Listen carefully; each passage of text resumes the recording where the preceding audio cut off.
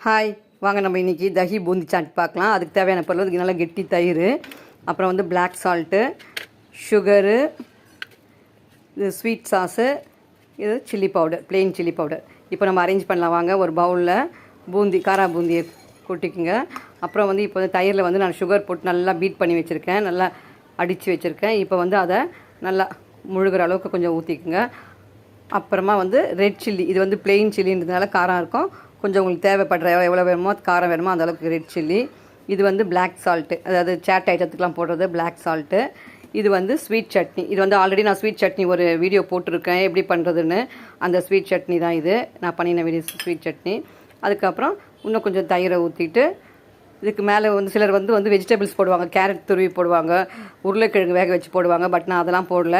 இப்படியே சாப்பிட்டாலே நல்லாயிருக்கும். அதாவது காரா பூந்தி வந்து நல்லா கிறிஸ்பாக இருக்கிறதுனால தயிர் ஸ்வீட்டோடு சேர்த்து நல்லாயிருக்கும். நீங்களும் ட்ரை பண்ணி பாருங்கள்.